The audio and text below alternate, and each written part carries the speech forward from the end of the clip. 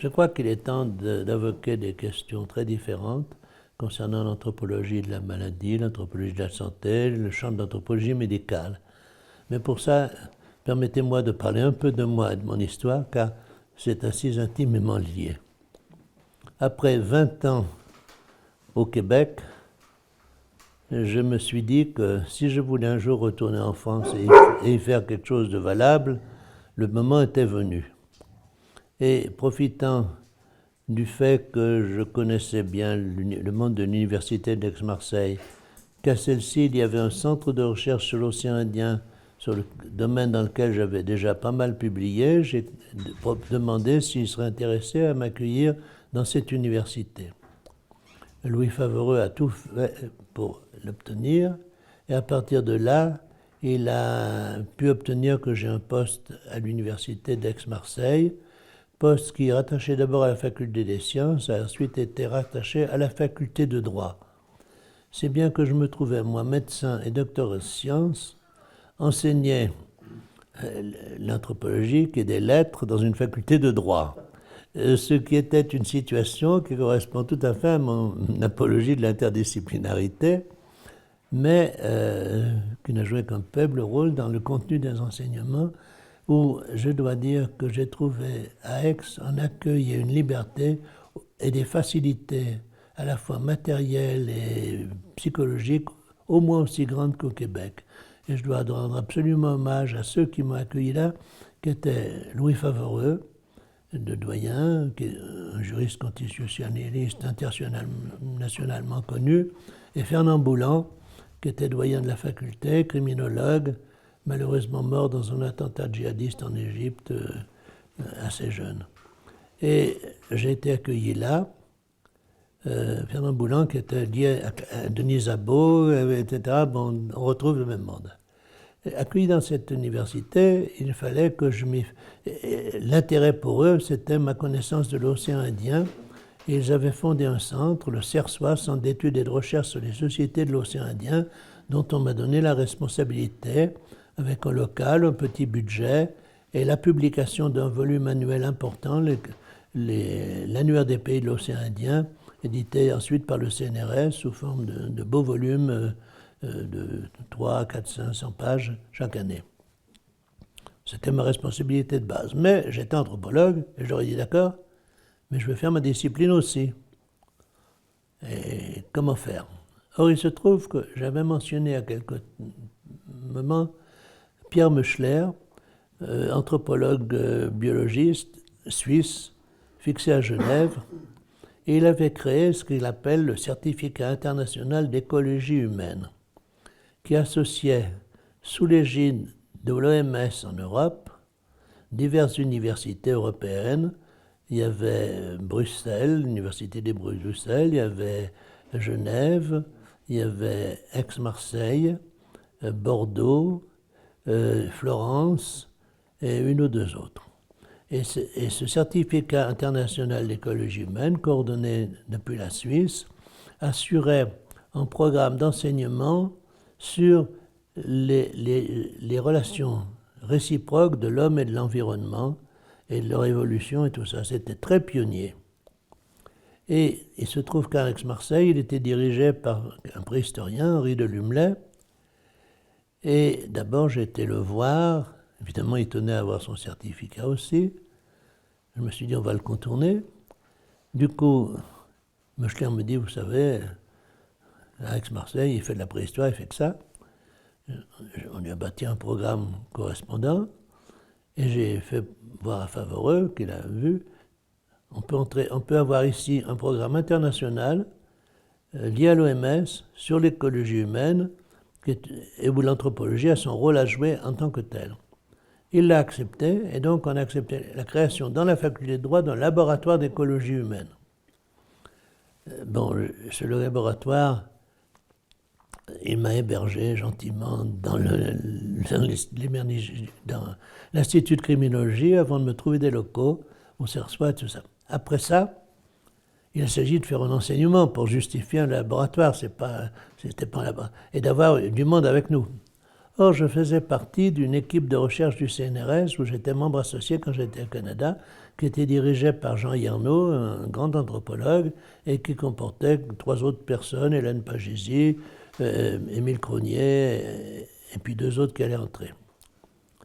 Et Jean Yernaud était prêt, il m'a dit, écoute, c'est tout simple, on décentralise à Aix de mon équipe. Et ils m'ont rejoint à Aix. Du coup, je me trouvais avec un laboratoire CNRS, 5 chercheurs, et un laboratoire d'écologie humaine, je pouvais démarrer l'anthropologie.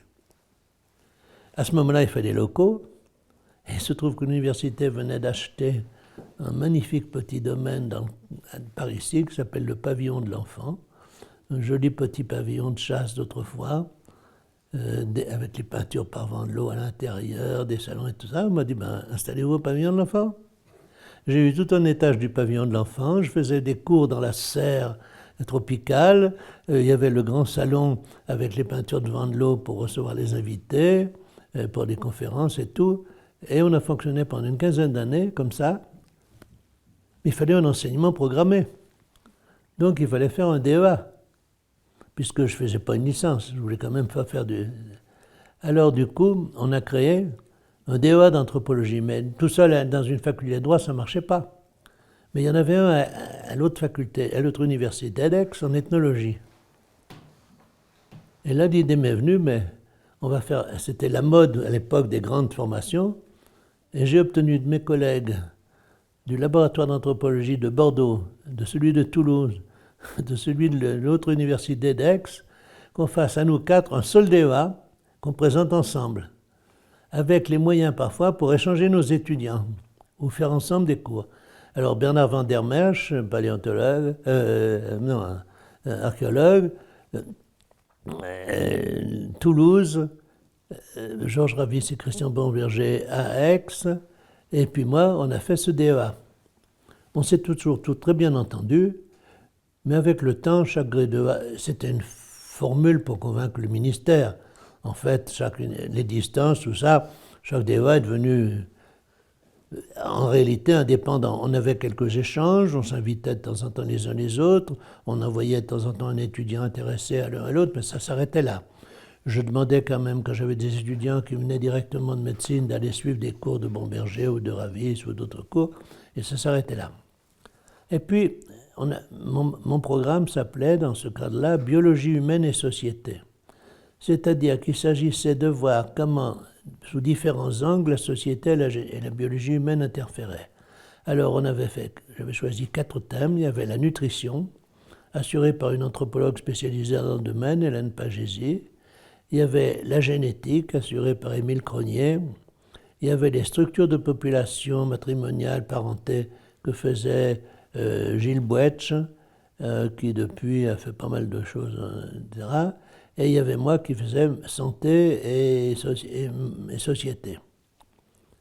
Et alors ensuite, les candidatures que nous avons eues ont été des anthropologues de toutes sortes, mais un bon nombre de médecins, étant donné que c'était ouvert, comme tout DEA, à des équivalences de diplôme, et quelqu'un qui avait un doctorat en médecine pouvait, moyennant quelques crédits complémentaires d'ethnologie, s'inscrire à ce DEA. Et c'est à ce moment-là que les choses ont un peu basculé. C'est que beaucoup de gens sont venus de médecine, et ce qui les intéressait le plus, c'était mon cours d'anthropologie médicale. À tel point qu'ils croyaient que ça s'appelait DEA d'anthropologie médicale, et beaucoup l'ont dit. Ça posait quelques petits problèmes d'identité pour certains de mes collègues, mais enfin ça s'est réglé. Mais c'était tous des collègues CNRS et non pas des enseignants professionnels. Pour eux, c'était marginal. On ne peut pas parler de conflit de territoire, puisque eux, ils ont été d'ailleurs parmi ces CNRS qui n'hésitent pas à enseigner une bonne charge à un moment. Et là, ils ont tous été parfaits pour ça. Alors, du coup, comme j'enseignais ça, je me suis mis à l'apprendre. Donc, j'ai pioché plus loin les ouvrages d'anthropologie médicale. D'abord, évidemment, Kleinman, les revues, et puis je me suis aimé faire de la bibliographie. Ce qui m'a conduit à une idée qui a été assez féconde. Je me suis dit, pour bien connaître la littérature, l'idéal c'est de consulter les comptes rendus des livres faits par des bons spécialistes généralement dans les grandes revues. Donc j'ai écrit une série de revues, dont Anthropologie et Société, puis beaucoup d'autres, leur demander l'autorisation de reproduire dans un ouvrage des comptes rendus sur l'anthropologie de la santé. Et j'ai fait un premier volume qui s'appelle Petite bibliothèque d'anthropologie médicale, dans lequel il y a des quantités de choses, et si on traverse ça, je vous jure qu'on a fait un bon panorama de ce qu'est l'anthropologie médicale. Depuis, j'en ai réalisé 2 autres, publiés uniquement en ligne sur le site des classiques des sciences sociales, mais tout ça fait une masse de données dont le but est pédagogique et dont le but est aussi pour le chercheur. Mais ça permet véritablement, et je me suis dit, mais pourquoi ne fait-on pas ça plus ? Si j'avais fait ça sur la Caraïbe, pourquoi est-ce qu'on ne ferait pas ça sur les autochtones ? Parce que, d'abord, la plupart des comptes rendus, qui sont souvent bien travaillés, sont des textes qui meurent. On va rechercher des articles dans les revues, on va rarement y chercher les comptes rendus. Et par exemple, l'archipel inachevé avait fait l'objet de 4 belles pages de Roger Bastide. Bon, j'en étais très fier, mais à part moi, qui les a lus ? Tandis qu'une fois que c'est dans ces choses-là, là ça ne l'est pas parce que ce n'est pas de l'anthropologie médicale, ça vaut la peine. Et du coup, ce livre, sur les statistiques des sciences sociales, c'est ce qui a été de loin le plus saisi de tout ce que j'ai publié sur des milliers et des milliers de fois. Alors, et parfois j'ai envie de continuer, puis je me dis, finalement, c'est des activités de pur dévouement, ça. Mais, bon, mais ce que j'aimerais, c'est que d'autres le fassent, parce qu'il y a vraiment à faire dans ce domaine-là. Il ne faudrait pas, après les posséder, il faut que vous lanciez une série de gens qui chacun ferait ça sur différents thèmes.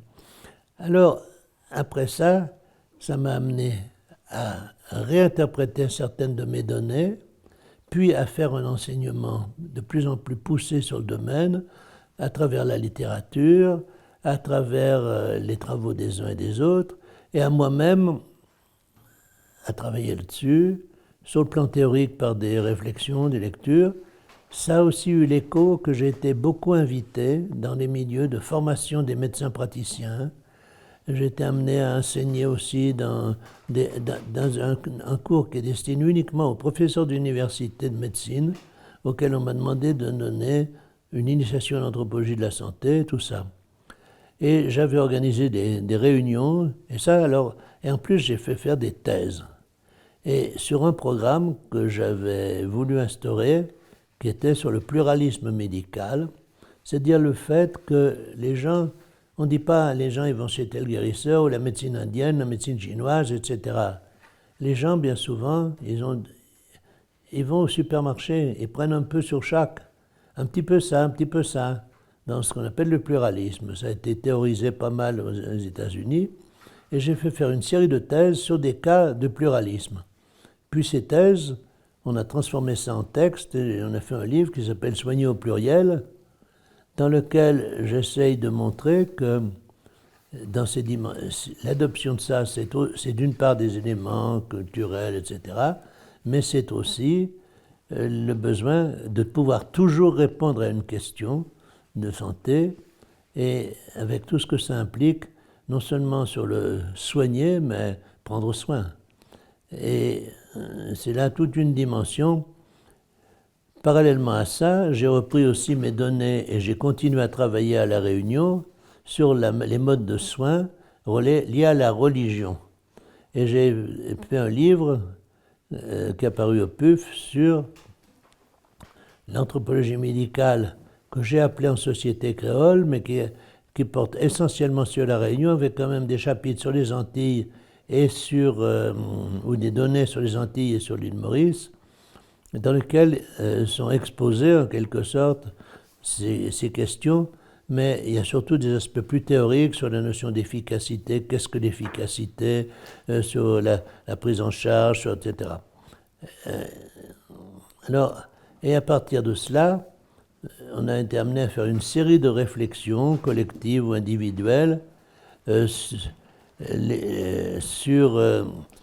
fondant une association sur l'initiative d'Alice Desclos et de Bernard Fallieu, deux étudiants, qui s'appelait AMADES, Anthropologie médicale appliquée au développement et à la santé.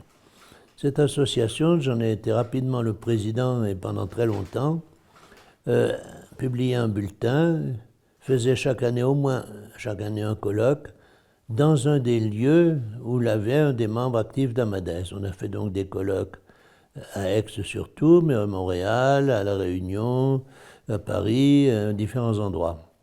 Et on publiait ces colloques sous forme de petites plaquettes au départ, puis de véritables volumes dans une collection qui s'appelait Médecine du Monde, qui est apparue chez les éditions Cartala, où il y avait un livre sur le sida et un livre sur cette interférence du religieux et du médical qui s'appelle Convocation thérapeutique du sacré, où il s'agit véritablement de toutes ces zones d'interférence dans notre société, dans diverses sociétés, entre les deux. Alors, se trouve la question de ce qu'est l'anthropologie médicale et de ce qu'elle est devenue. J'ai eu beaucoup d'élèves. Beaucoup ont fait uniquement le DEA sans aller au-delà, d'autres ont fait des thèses. Et d'une certaine façon, parfois, je le regrette, car beaucoup croient faire de l'anthropologie quand ils font du qualitatif en sciences sociales. Pour eux, l'anthropologie, c'est du qualitatif, mais sans concept de référence à la société globale, sans soubassement des réalités diverses de l'anthropologie. Et c'est souvent une espèce de médecine qui discourt en disant « je ne suis pas aveugle au fait que les gens vivent ce qu'ils vivent et qu'ils sentent ce qu'ils sentent ». C'est une des dérives qui est possible, mais par contre, pour certains, ça a été aussi une fécondation considérable pour élargir leur vue, Et notamment, j'ai fait des séances de formation des médecins généralistes. Et c'est là que j'ai eu les échos les plus étonnants, les plus intéressants. Parce qu'il y a une association qui s'appelle UNAFORMEC, pour la formation médicale continue, et dans lesquelles on leur apprend nouveau traitement du diabète, etc. Mais des questions plus anthropologiques. Par exemple, on m'a soumis, nous avons des malades musulmans et l'insuline est faite à partir de porc, devons-nous leur dire ou ne devons-nous pas leur dire, etc. Bon, des détails secondaires. Mais ce que je faisais surtout, et ça je crois que plusieurs m'ont dit ensuite c'était positif, je leur disais, quand vous recevez un malade chez vous, il vous dit quelque chose, il vous parle, il vous montre des choses. Et vous triez dans ce discours pour trouver les symptômes significatifs. Parce qu'il va y ajouter des interprétations, des circonstances. C'est comme ma fille a eu tel truc ou telle chose qui n'ont pas d'intérêt. Mais ce que je vais essayer de vous faire voir, c'est que dans ce discours, dans ce surplus, dans cet excipient en quelque sorte de l'essentiel, il y a des messages que vous ne percevez pas, qui disent des choses sur la personne, sur la manière dont elle le vit, sur la manière dont elle le prend, qui laissent pressentir comment elle va suivre votre traitement, etc., et que vous jetez au panier. Eh bien, je vous demande d'aller reprendre les papiers que vous avez au panier, les lire et les interpréter dans une trame de l'environnement social, de la lecture culturelle, de la spécificité de l'individu, et vous verrez que vous trouverez beaucoup. Et beaucoup m'ont dit ensuite, parce que j'ai demandé des enquêtes là-dessus, on entend beaucoup mieux, on écoute beaucoup mieux. Et c'est là que l'anthropologie générale, mais adressée à la médecine, mais elle pourrait s'adresser à des avocats de la même façon, c'est-à-dire, comme toujours le fait l'anthropologie, si elle est bien faite, contextualiser. On n'étudie pas un fait, on étudie un ensemble, une relation, et c'est à ce niveau-là que les choses prennent parfois leur sens, et ce sens qui explique aussi les éléments plus centraux, les plus significatifs. Parce que finalement, quand l'ulcère de l'estomac coïncide avec le fait que la fille, etc., c'est pas tout à fait indépendant. Même si on sait que l'ulcère d'estomac n'est pas psychogène, comme nous le racontaient les psychanalystes. Mais ça, c'est autre chose. Et donc, l'anthropologie médicale, ça a été tout ça. Et puis après, j'ai eu la chance que l'on me demande au ministère d'organiser Alors là, dans un cadre tout à fait farfelu, et c'est pour vous dire les modes de dérive qui peuvent exister. Il y avait une ministre qui s'appelait Georgina Dufoy, qui était une farouche de l'homéopathie, des médecines traditionnelles, des médecines douces, qui, entendant parler de tout ça, me fait demander d'organiser un colloque sur les médecines du monde qui était destiné à montrer qu'il y avait des tas de choses. Alors je vais à Paris, je travaille avec sa chef de cabinet, et qui voulez-vous qui puisse participer? Alors j'ai nommé comme ça des gens, Grmec, historien d'histoire. Ah bon, on va l'inviter. Oui, mais je dis, il y en a qui sont loin. Par exemple, il y a Bernard Potier, qui est mort récemment, malheureusement, qui est au Laos, ou au Cambodge, je ne sais plus. Ah ben, on va le faire venir. Oui, mais par exemple, le Kleinman, il est à New York. Ah ben, téléphonez-lui, on le fait venir. J'ai eu des moyens, comme on n'en a que pour ça. Arrive le jour du colloque, Marc Auger, tout ce monde-là, la ministre qui arrive, qui inaugure et qui s'attendait à l'apologie des médecines douces. Et puis on a commencé à faire un travail d'anthropologie assez solide, je crois. Et ça fait floc. Et puis ensuite, elle a quand même trouvé de l'argent pour ouvrir des lits d'homéopathie chez son médecin à Nice. Et puis elle s'est retirée, je crois, dans un monastère ou quelque chose comme ça. Je ne sais plus le détail. Mais c'est une aventure qui montre que l'anthropologie médicale, comme l'anthropologie en général, attire les papillons de nuit et par ce qu'ils croient être sa lumière. Et ça, je le voyais au début, et c'est une chose qu'il ne faut pas oublier, et bien souvent, il y a des interprétations, et notamment anthropologie médicale, anthropologie des soins, qui servent de caution, d'appel, d'illusion, à toutes sortes de choses. À côté de ça, il y a des gens qui font une excellente chose. Le bonhomme que je ne connais pas, qui fait le site Humor Médical, qui est en même temps d'enseigne de l'anthropologie mais à Lyon, fait des choses magnifiques. Sur Internet, je ne sais pas si vous l'avez vu, c'est un site à vraiment consulter. Mais à côté de ça, j'ai vu sous le nom d'anthropologie un mélange d'anthroposophie, de tout un tas de choses.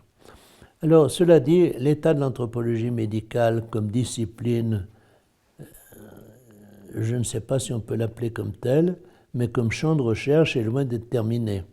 Parce que là, j'ai parlé des aspects les plus généraux.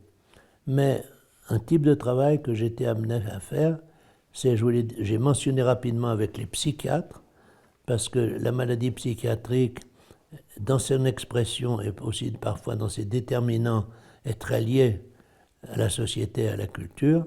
Mais il y a un autre domaine où l'anthropologie a été très efficace, c'est la parasitologie et les maladies transmissibles.